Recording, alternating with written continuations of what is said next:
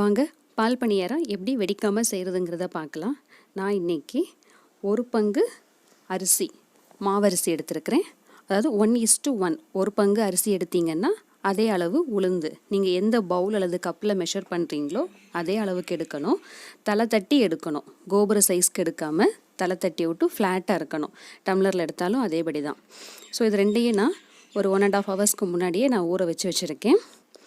ஒரு பங்கு அரிசி, ஒரு பங்கு உளுந்து தலை தட்டி ஃப்ளாட்டாக இருக்கணும். ஒரு 1லேருந்து நல்லா 1.5 மணி நேரம் நல்லா இதை ஊற வச்சுக்கோங்க.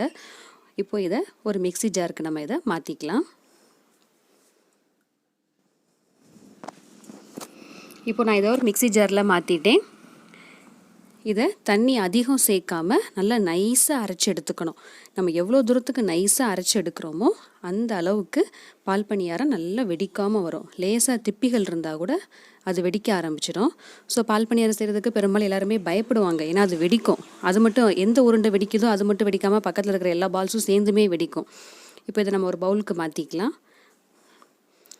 இப்போ ஒரு கடாயில் தேவையான அளவு எண்ணெயை ஊற்றி காய வச்சுட்டு நம்ம அரைச்சி வச்சுருக்க மாவை சின்ன சின்ன குட்டி குட்டி பீசஸாக நம்ம அதில் போடணும். அதில்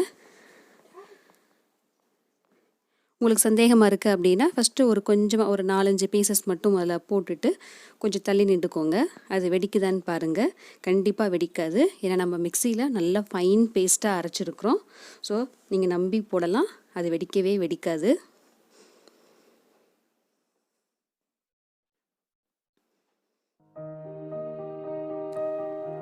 நம்ம ஒரு 4 பேருக்கு நம்ம செய்யும்போது தாராளமாக நம்ம மிக்சியை நம்ம யூஸ் பண்ணி அரைச்சிக்கலாம். இப்போ ஃபங்க்ஷனுக்கு இந்த மாதிரிலாம் செய்யும்போது கண்டிப்பாக நம்ம கிரைண்டரில் தான் ஆட்டணும். ஸோ அந்த சமயத்தில் தான் அந்த பிளேடுக்கு பக்கத்துலேயெல்லாம் இந்த உளுந்து அரிசிலாம் அரைப்படாமல் லைட்டாக திப்பி திப்பியாக இருந்தால் கூட அது வெடிக்க ஆரம்பிச்சிடும். ஸோ பால் பணியாரம் செய்கிறதே ஒரு ட்ரிக்கு தான். அதை வெடிக்காமல் எப்படி செய்கிறது அப்படிங்கிறத நான் இப்போ உங்கள்கிட்ட சொல்லிகிட்ருக்கேன்னா, இந்த மெத்தடில் நீங்கள் செஞ்சீங்கன்னா கண்டிப்பாக பால் பணியாரம் வெடிக்கவே வெடிக்காது. நீங்கள் நம்பி செய்யலாம். இப்போ இந்த பணியாரத்தில் பாருங்கள், மாவை நம்ம கிள்ளி விடும்போது லைட்டாக ஒரு வால் ஷேப்பில் வருது பாருங்கள். அது ஏன் வருது அப்படின்னா நம்ம கிரைண்டரில் ஆட்டும்போது வராது. ஏன்னா அதில் உளுந்த மாவில் ஏர் பபிள்ஸ் போய் நல்லா ப்ளஃபியாக வரும். பட் மிக்சியில் ஆட்டும்போது அதனுடைய ஹீட்டுக்கு மாவு அந்தளவுக்கு ஒரு ப்ளஃபியாக இருக்காது. பட் ஆனால் வெடிக்காது, கன்ஃபார்மாக பணியாரம் வெடிக்கவே வெடிக்காது. இப்போ வெந்ததுக்கப்புறம் நம்ம இதை மாற்றிட்டு மறுபடியும் பணியாரத்தை கொஞ்சம் கொஞ்சமாக மாவு எடுத்து கிள்ளி விடணும்.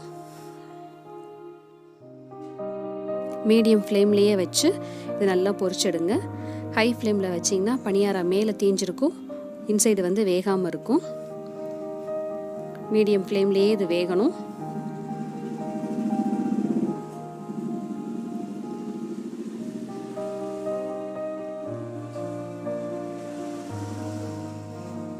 இந்த பால் பணியாரம் செய்யும்போது மேக்ஸிமம் தனியாக செய்யாதீங்க, பெரியவங்களோட ஹெல்ப்போடையே நீங்கள் செய்யுங்க.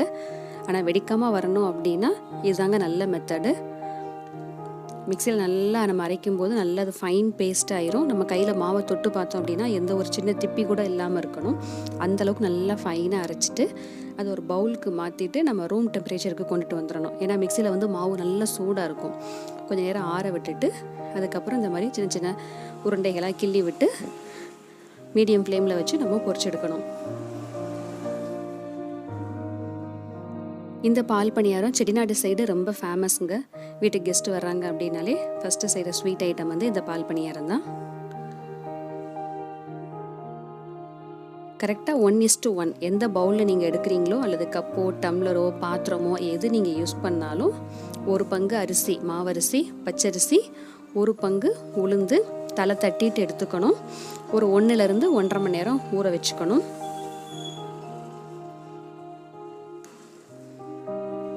இப்படி நம்மளுடைய எல்லா பணியாரத்தையும் நம்ம போட்டு பொரிச்சு எடுத்துக்கலாம்.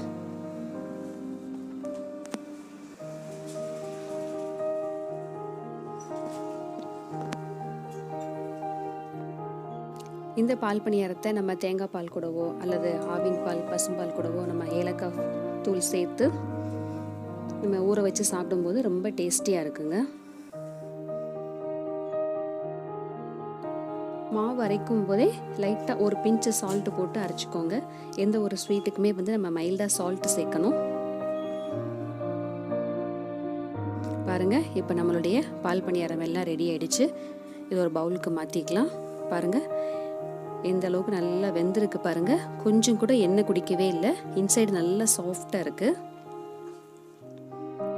இப்போ நான் எடுத்திருக்க மாவுக்கு ஒரு முழு தேங்காயை நல்லா திக் பாலாக நான் அரைச்சி எடுத்துருக்கிறேன்.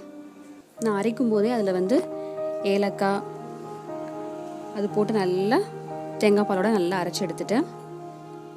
நீங்கள் தனியாக கூட ஏலக்காய் பொடி நீங்கள் ஆட் பண்ணிக்கலாம். தேங்காய் பால் கூட நல்லா சர்க்கரை சேர்த்து நல்லா மிக்ஸ் பண்ணிக்கோங்க. நல்லா கரைஞ்சதுக்கப்புறம் இந்த மிக்ஸிங்கை நம்ம அந்த பவுலில் ஆட் பண்ணிக்கணும். நீங்கள் இன்ஸ்டண்ட்டாக நீங்கள் சர்வ் பண்ணுறீங்க அப்படின்னா பால் ஊற்றணும் போது டக்குன்னு ஊறிக்கும். சப்போஸ் நம்ம நிறைய பணியாரம் பொரிச்சு எடுக்கும்போது ஃபஸ்ட்டு போட்ட பணியாரம்லாம் ஆறி போயிடும்.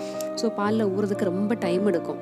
அப்போ என்ன செய்யணும் அப்படின்னா கொஞ்சம் ஹாட் வாட்டர் காய வச்சு இந்த பணியாரத்தெல்லாம் அதில் கொட்டி டக்குன்னு அரிச்செடுத்து நம்ம தேங்காய் பால்லையோ பசும்பால்லையோ போட்டு ஊற வச்சு சாப்பிட்டிங்கன்னா ரொம்ப சூப்பராக சுவையாக இருக்குங்க.